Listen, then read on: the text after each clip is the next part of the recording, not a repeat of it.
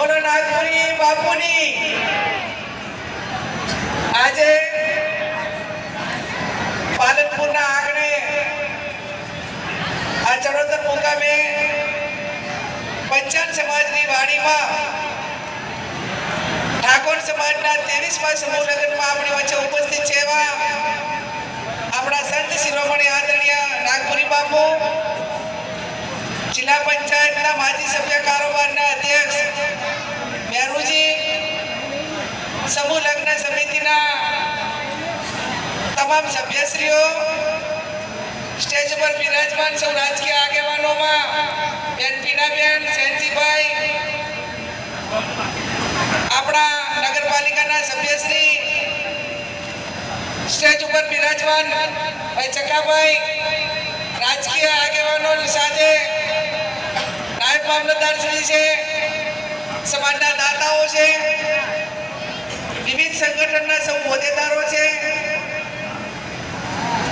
બેન અંકિતાબેન છે અને જેણે નવયુગોને પ્રભુતામાં પગલા માંડે એવા તમામ નવદંપતિગણ, દાદાશ્રીઓ, સમૂહ લગ્નમાં વધારે સૌ જાનૈયા માંડવિયા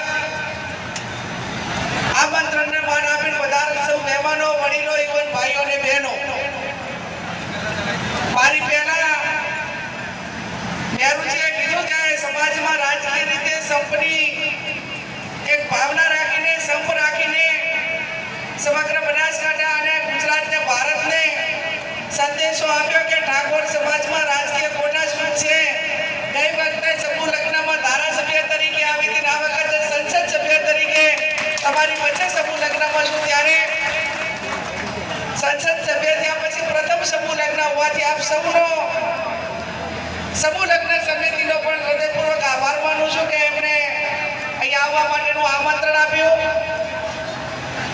મેરુજી બાપુ કેવું છે કે 23 વર્ષથી સમૂહ લગ્ન થાય છે, પણ હજી બીજા સમૂહ લગ્નમાં, બીજા સમાજના જે સમૂહ લગ્ન હોય એ સમૂહ લગ્નમાં અહીંની સમૂહ લગ્ન સમિતિએ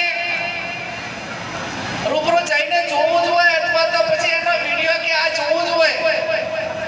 આજે પ્રજાપતિ સમાજના સમૂહ લગ્ન હતા, પહેલા સમૂહ લગ્ન, પ્રથમ સમૂહ લગ્ન દિયોદર, અને એ પણ મારવાડી સમાજ પ્રજાપતિના, અને તમે જુઓ 13 સમૂહ લગ્ન હતા, પણ એક બાજુ કંઠિયાની બેઠક વ્યવસ્થા અને બધા જ બેઠેલા, એક બાજુ જવાનિયા બધા બેઠેલા, એક બાજુ મહિલાઓના બધાને બેસવાનું, બધાને એમ લાગે કે આ એક સમૂહ લગ્ન છે। આ તો એક આપણે ઊભો ફરતો મેળો ગોઠવ્યો હોય ને એ રીતના સમૂહ લગ્ન, એટલે પહેલી સમાજને શિસ્તમાં આવવા હવે 23 વર્ષ આ પહેલા સમૂહ લગ્ન નથી, 23 વર્ષ પછી પણ આપણે સમાજના પ્રસંગમાં કઈ રીતે બેસવું, એની જગ્યા કઈ રીતે નક્કી કરવી, એ થોડોક આયોજકને અને આયોજકે વિચારવાની જરૂર છે। આવતી સમૂહ લગ્નમાં તમારી પાસે અપેક્ષા રાખું કે આપણે વધારે ટાઈમ ના મળે તો અડધો કલાક કે કલાક મને બેસીએ, પણ આવીએ તો શાંતિથી બેસીએ। આગેવાનો માટે બેહવાની જગ્યા હોય, વડીલોને બેહવાની જગ્યા હોય, મહિલાઓને બેહવાની જગ્યા હોય, નવદંપતિના જે ચોરી છે એ આખી એક બાજુ હોય, એક બાજુ સમૂહ લગ્ન થતા હોય, એક બાજુ સમાજના આગેવાનો, વડીલો એ શાંતિથી બેઠા હોય, સમૂહ લગ્ન નિહાળતા હોય। આ બધું કરવાની વર્તમાન હવે જરૂર છે। બીજા સમાજના લોકો ક્યાંક ને ક્યાંક આપણા સમાજમાં ભલે આજે હું અભિનંદન આપું છું પાલનપુર તાલુકાને કે સૌથી સારો એજ્યુકેશનનો ગ્રાફ હોય તો પહેલેથી કરીને પાલનપુરમાં છે। આજે આટલા વકીલો હોય, આટલા નોકરિયાત હોય, સમગ્ર જિલ્લામાં બીજા ભલે આર્થિક રીતે ગમે હોય, પણ શિક્ષણનો ગ્રાફ સમાજની અંદર પહેલેથી કરીને સૌથી વધારે હોય તો પાલનપુરમાં છે। પણ શિક્ષણની સાથે સમજણ, ડિસિપ્લિન, એના બીજા સમાજની હરોળમાં શિક્ષિત માણસ એનું અનુકરણ નહીં કરે તો આપણને તો આપણને કહેવા માટેનો હક અને અધિકાર પણ નથી। એટલે આપ સૌને મારી વિનંતી છે કે આવતી વખતે જે આ સમૂહ લગ્ન સમિતિ છે એવી વિશેષ વ્યવસ્થા કરે, અને પહેલાથી કરીને ભલે તમે 10-15 દિવસની અંદર આજે અમને બધાને બોલાવજો, અમે એવું છે તો 2 દાડા કાઢશું, પણ શરૂઆત કરવી પડશે કે બેહવા માટેની જગ્યાની એટલે કઈ રીતે બેહવું આ વ્યવસ્થા કરવી પડશે।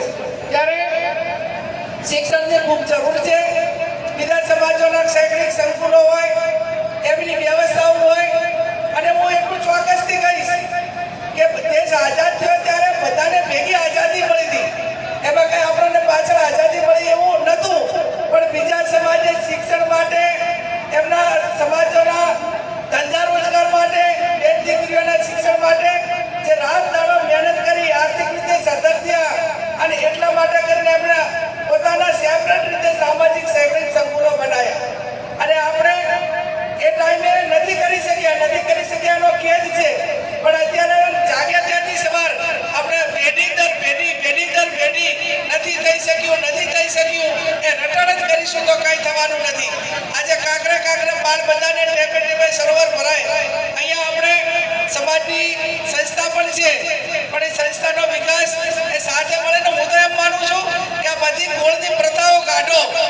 જ્યાં મદદ કરવાની હોય એ શિક્ષણમાં ગમે જ્યાં સારું તમને વહીવટ લાગતો હોય કે ભાઈ ભાવની અંદર સારો એનો વહીવટ છે સમાજની સંસ્થાનો, પાલનપુરમાં સારો તમને એમ લાગતું હોય કે આ સંસ્થા એ સમાજ માટે સમર્પિત છે, તો એના 42 ગોળ ને 41 ગોળ જે ગોળ હોય એ ગોળ શિક્ષણ પૂરતી પ્રથાઓ આ તમારા હગાવાલા માટે હું તો એમ માનું છું કે હવે હગાવાલામાં પણ કોઈ ગોળ પ્રથા રહી નથી, પણ કદાચ એમાં રાખતા હોય તો વસ્તુ અલગ છે, પણ શિક્ષણ માટે કરીને કોઈ ગોળ પ્રથા હોવી જોઈએ નહીં.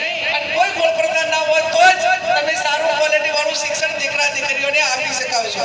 આજે 18 દંપતીએ જેણે પ્રભુતામાં પગલાં માંડ્યા છે એ તમામને સુખી લગ્ન જીવનની શુભેચ્છાઓ પાઠવું છું.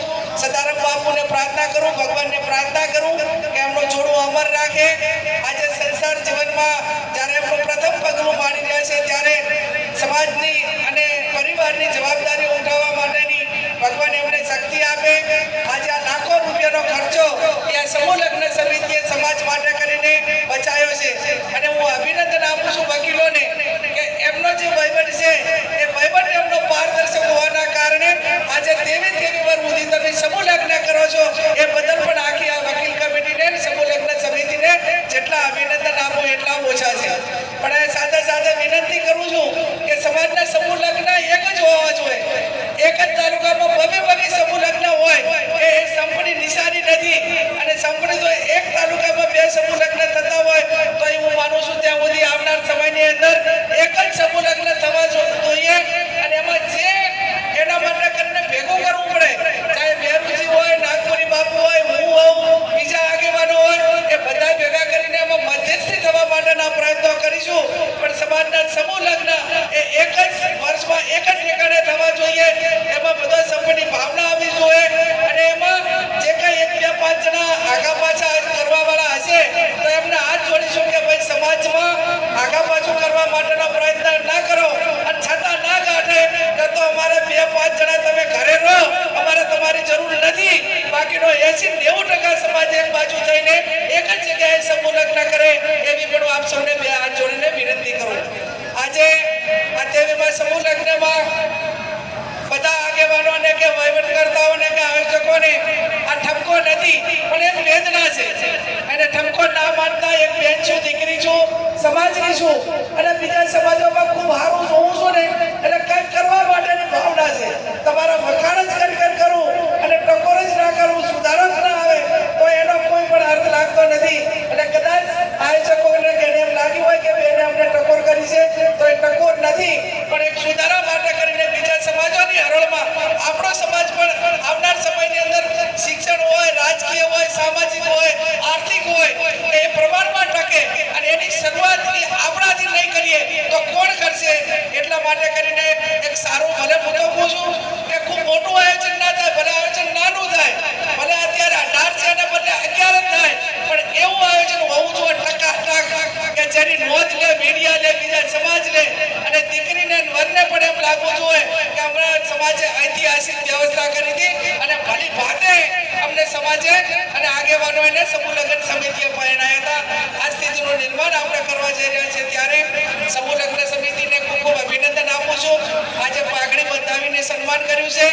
હું બેન દીકરીઓને, સમાજના યુવાનોને, વડીલોને બધાને જ 2 હાથ કરીને, એમાં ખાસ કરીને બેન દીકરીઓને 2 હાથ જોડીને વિનંતી કરું કે ગેની બેનના માથામાં પાઘડી એ સમાજે ગેની બેનના માથામાં પાઘડી નથી બંધાવી, એ સમાજ વતી બંધાવી છે. અને સમાજ વતી બંધાવી છે ત્યારે સમાજની બેન દીકરીઓ યોગ્ય પાયે અપેક્ષા રાખું. નાગપુરી બાપુ હોય, મેરુજી હોય, પીનાબેન હોય, જ્ઞાનીબેન હોય, અહીંયા સમૂહ લગ્ન સમિતિનો કોઈ સભ્ય હોય ત્યારે પાલનપુરની બજારમાં ફરતો હોય ત્યારે એ પાઘડીની મર્યાદા એવી રાખજો કે પાઘડી એ બેન દીકરીને ગૌરવ અપાવવા માટેની વાત હોય, એને પુરુષ સમવડી કરવા માટેની વાત હોય અને એક મજબૂત સંદેશો આપવાનો હોય ત્યારે મારી બેન દીકરી એ સમાજને ક્યાંય પણ કલંક નહીં લગાડે, પાઘડીને કે કલંક નહીં લગાડે એવી એક સંસ્કાર ભરી અને એક બીજા સમાજો પણ એવી ભાવવા કે ઠાકોર સમાજની બેન દીકરી એ સમાજને ગૌરવ અપાવવા વાળી દીકરી છે. એ સ્થિતિનું આપ સૌ નિર્માણ કરજો.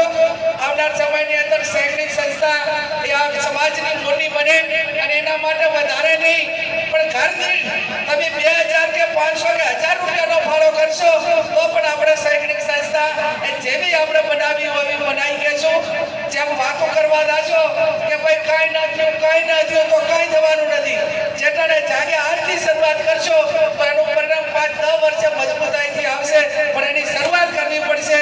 ફરી સૌને આપ સૌને ખૂબ અભિનંદન આપું છું અને તમામ નવયુગલાને સુખી લગ્ન જીવનની શુભેચ્છાઓ પાઠવું છું. આપ સૌનો ખૂબ ખૂબ આભાર.